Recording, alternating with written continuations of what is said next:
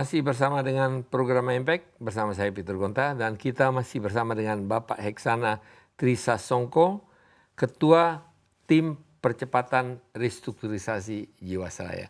Jadi tadi kita sudah berbicara mengenai asal muasalnya daripada itu semua, dan tadi sebelum kita berbicara atau mulai wawancara ini, Pak Heksana mengatakan udahlah kita jangan ngomong yang dulu, udah banyak yang ngomong.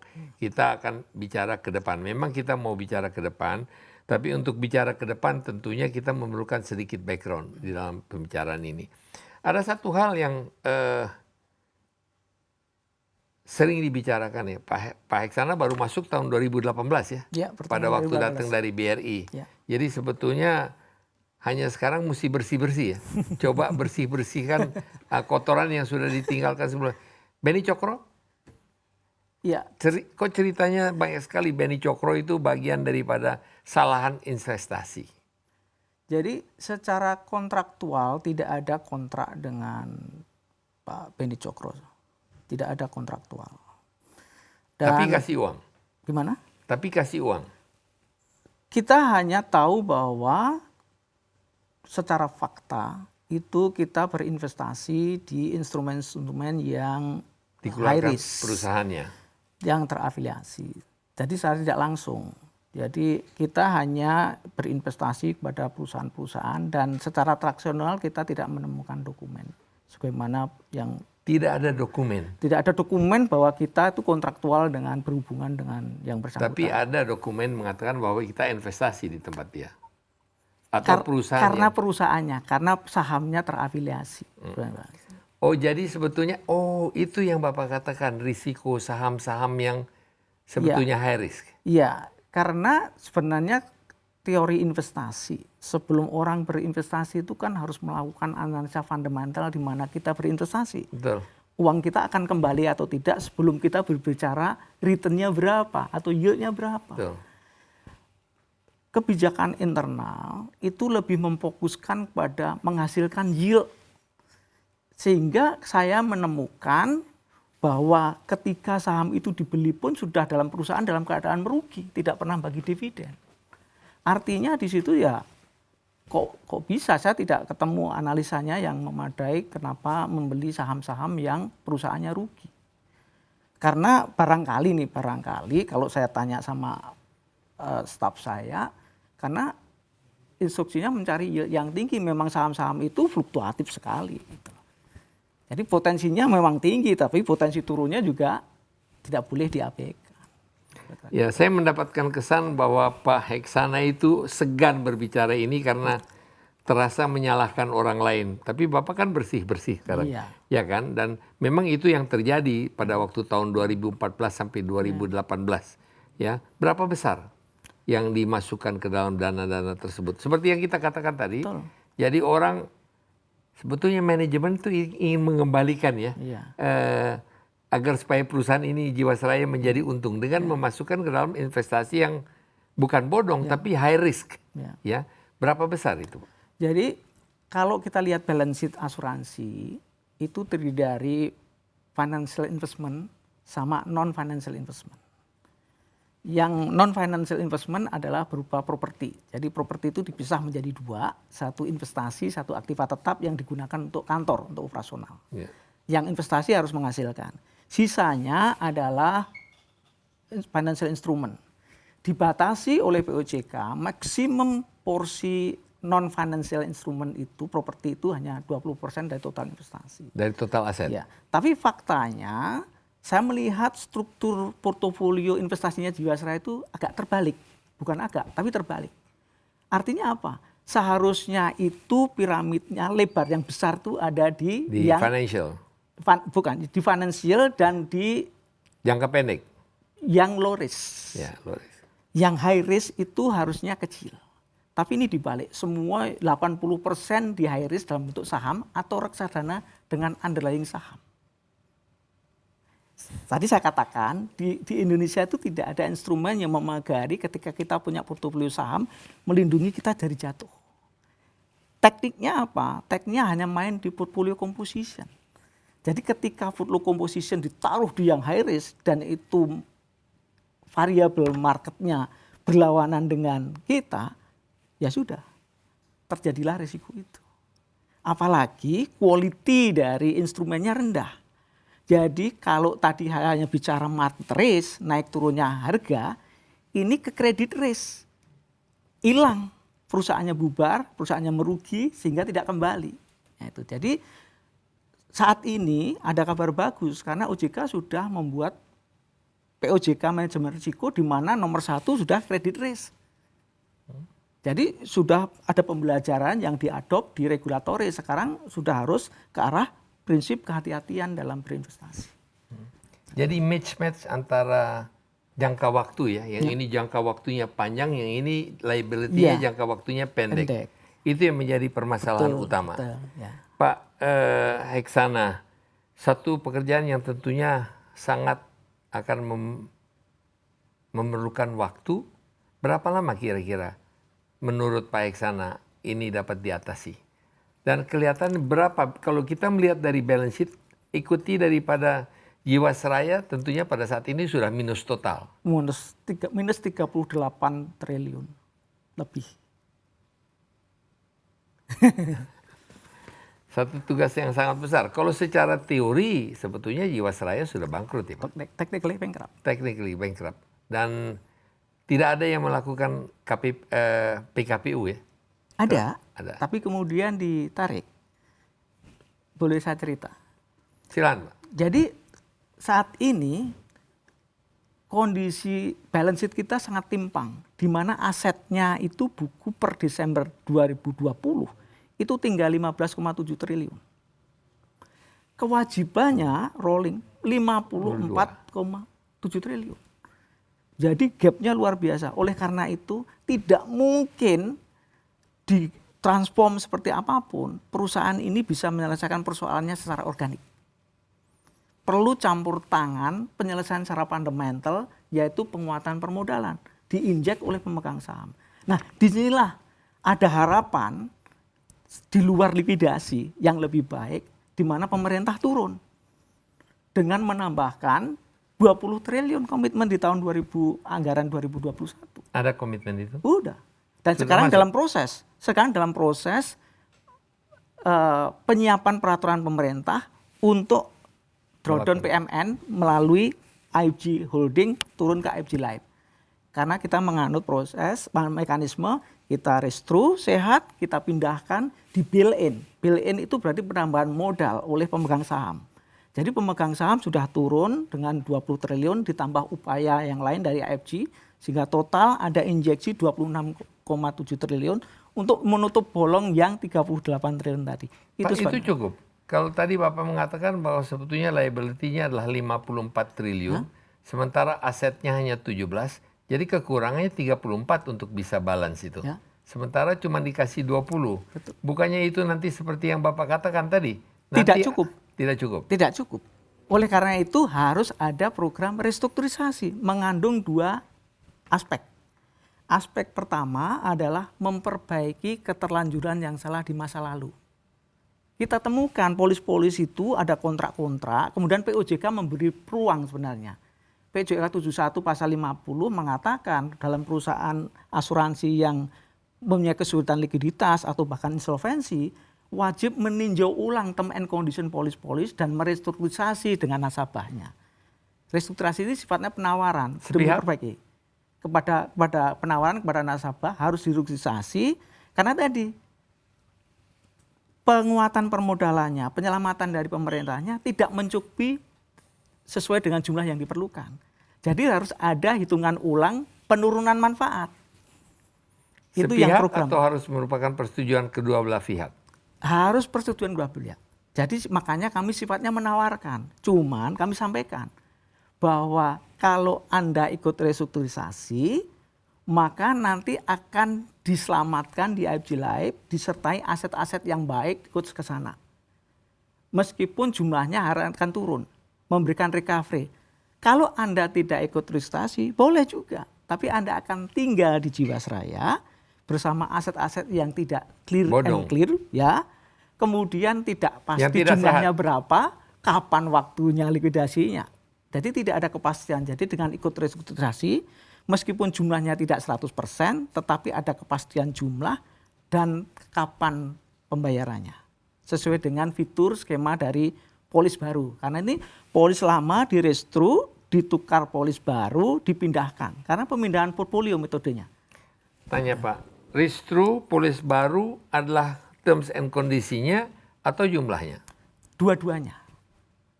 Dua-duanya. Jadi begini, kami menghormati nilai lama, pengembangan dengan janji lama. Pada waktu di cut off berapa nilainya, itu dianggap nilai tunai setoran untuk polis yang baru. Dengan perhitungan hasil pengembangan yang wajar. Itulah namanya normalisasi atau penyehatan dari polis-polis itu sendiri. Sebab kalau dipindahkan begitu saja, di sana akan menciptakan masalah baru. Pertanyaan saya tentunya Pak, orang yang akan setuju kebanyakan pasti kalau korporasi tidak masalah. Karena korporasi itu bukan uangnya dia. Tapi bagaimana dengan individu-individu? Bagaimana dengan personal, dengan seorang ibu, dengan seorang bapak? Tadi kita lihat salah satu, kita punya anak buah di sini, kameramen, ibunya mengatakan 15 juta sampai hari ini belum dibayar. Bagaimana yang individu? Ya, memang ya mohon maaf pada seluruh pemegang polis. Saat ini posisi Jiwasraya itu tidak pada kapasitas untuk mampu membayar. Kami fokus bagaimana tetap beroperasi sampai datangnya penyelamatan, sampai nanti masa pemindahan. Semua penyelesaian diselesaikan di AFG Life, perusahaan baru sebagai penanggung baru yang akan menerima. Pak Peter, jadi kalau kita bicara, saya selalu memisahkan antara bicara objektif sama bicara non objektif. Bicara kabar baik atau bicara ya memberikan janji-janji tapi tidak terpenuhi ya. Kalau bicara, kita harus mengedepankan empati. Coba kalau kita berada di sisi mereka seperti apa? Ya. Itu kita lalui. Jadi kita mengerti apapun alasannya bahwa uang nasabah itu tidak kembali 100%. Dari manapun sumber uangnya aslinya, ya, ada yang memang penghasilannya dari situ, ada yang uang eks pesangon pensiun, macam-macam lah sebenarnya. Tetapi kita harus berbicara realistis juga. Bahwa tadi Jiwasraya itu sudah technically bankrupt sebenarnya secara finansial. Dan hanya tinggal mengandalkan berapa injeksi penguatan dari pemerintah sebagai pemegang saham. Nah, sayangnya tidak cukup. Gini Pak, kita mau berbicara realistis tentunya ya Pak ya. Ya, orang-orang ini mengatakan kami menaruh uang di situ, uang reksadana, kita dijanjikan dibayar kembali. Ini seluruhnya adalah uang kepada satu BUMN yang 100% dimiliki oleh pemerintah. Kita harus mengerti kalau sebetulnya ini milik pemerintah dan kita harus ya nerimo gitu. Apakah kita harus nerimo aja? Apakah ada cara yang lain? Pertanyaannya ada satu orang yang menanyakan kepada saya. Seumpamanya beliau itu menaruh 1 miliar rupiah atau 100 juta rupiah katakan. Dan harus sekarang nerimo udah 5 juta aja kita kasih kepada Anda. Tapi bisa nggak dibuat janji 10 jutanya itu nanti kalau perusahaan menjadi baik akan diberikan. Apakah itu ada? Kita dalam mendesain skenario, kami melibatkan banyak pihak.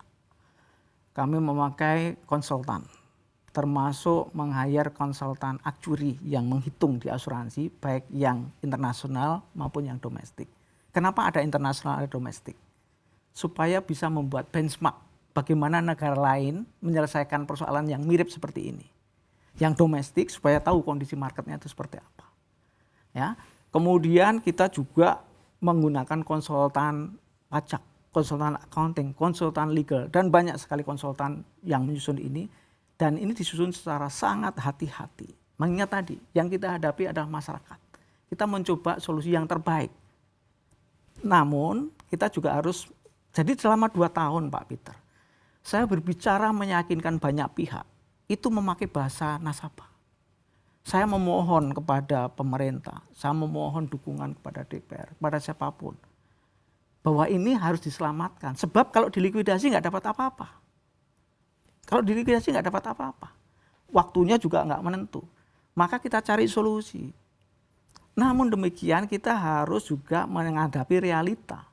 Bahwa kita mengandalkan pemerintah sebagai pemegang saham. Dan pemerintah punya constraint budget. punya keterbatasan, apalagi di masa pandemi seperti ini. Jadi kami berusaha kemudian mendapat komitmen ya sampai dengan tahun anggaran 2021 ini 20 triliun. Pertanyaan Bapak menarik. Nanti kalau perusahaannya boleh enggak?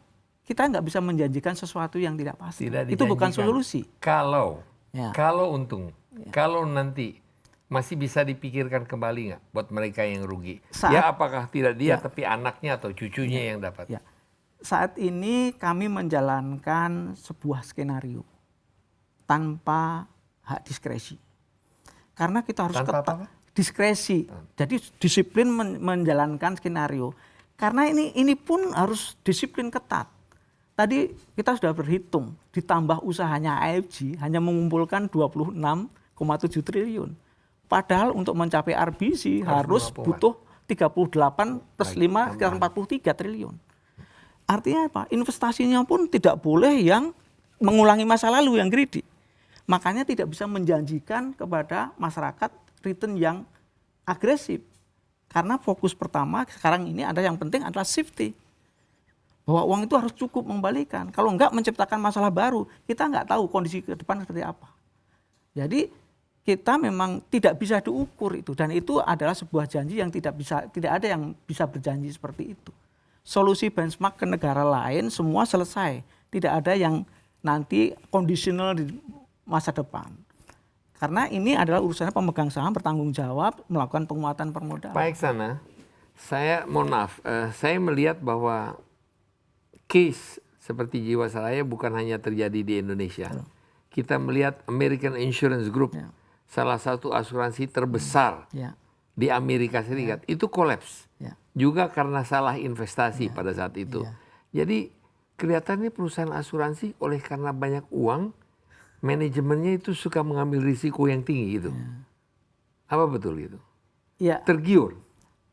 Sebenarnya itu tergantung dari maturity, literasi, knowledge, bagaimana mengelola portofolio investasi. Jadi kalau kita menguasai teknik-teknik, kemudian kaidahnya prinsip nomor 1, prinsip kehati-hatian, ternyata di berbagai peraturan itu harus mengedepankan prinsip kehati-hatian dulu. Baru bicara soal yield. Kemudian diatur, karena balance sheet asuransi itu agak rigid. Dibandingkan perbankan lebih rigid, karena ada yang harus dipasangkan, ada yang pool, yang untuk menutup liabilities general, tapi ada yang harus dipasangkan, misalnya dalam konteks asuransi jiwa kayak Jiwasraya itu ada yang produk namanya PPIP. Itu harus ada allocated fund, harus ada allocated asset, artinya aset ini sudah dipasangkan dengan liabilities tertentu. Bahkan ada yang kelompok segregated, yang itu memang harus dipisah, nggak boleh diutak-utik yang lain, misalnya produk unit link. Jadi lebih rigid. Nah kalau itu tidak diimplementasikan dengan baik, pengambilan keputusan bisa salah, yang bisa potret risikonya. Dan satu hal lagi adalah maturity di manajemen risiko. Memang industri asuransi dari peraturan saja ketinggalan 13 tahun dibandingkan perbankan. Baru tahun 2013 keluaran peraturan tentang manajemen risiko. Ya, kemudian risk profile, risk appetite tidak ditetapkan. Sehingga exit dari risiko yang mampu ditanggung oleh perusahaan, risiko yang diambil itu melebihi kemampuan yang ditanggung perusahaan. Pertanyaan, Bapak dari bank, dari Bank Rakyat, dari BRI, ya. Di BRI ada yang namanya kredit komite, yaitu komite yang mengatakan ini kredit kasih kepada siapa, berapa dan sebagainya. Apakah ada investment komite? Ada. Masalahnya adalah meskipun ada, bagaimana implementasinya. Kemarin kejadian Jiwasraya, masalah kredit komite atau masalah implementasinya yang salah? Ada investment komite, tetapi implementasinya. Jadi implementasinya tidak boleh independen. Dalam arti, misalnya nih dalam konteks pricing. Contoh Pak? Contoh dalam konteks pricing. Jadi konsep pricing itu jelas kan harus di-drive, tadi saya katakan, harus investment liability investment drive. Ya, dalam pricing di liabilities harus memperhatikan potensi memperoleh return di sisi aset seperti apa. Jadi kalau sudah diketahui marketnya jauh di bawah, cost based method nggak bisa lebih tinggi dari cost-nya nggak boleh lebih Tapi tinggi kan dari income. investment atau investment komite itu salah satu tugasnya juga untuk Harusnya seperti itu. harusnya ini kan Harus itu. tidak Makanya dilakukan. problem di tata kelola. Tidak dilakukan. Kita jeda aja Pak kalau gitu sebentar untuk mendengarkan beberapa pesan. Pemirsa, kita masih tetap bersama dengan Bapak Heksana, Direktur Utama Jiwasraya. Kita akan kembali sesudah pesan-pesan berikut ini dan kita akan melihat beberapa pertanyaan dari pemirsa yang telah akan ditayangkan dan akan kita coba kepada Pak Heksana untuk menjawabnya. Tetaplah bersama kita.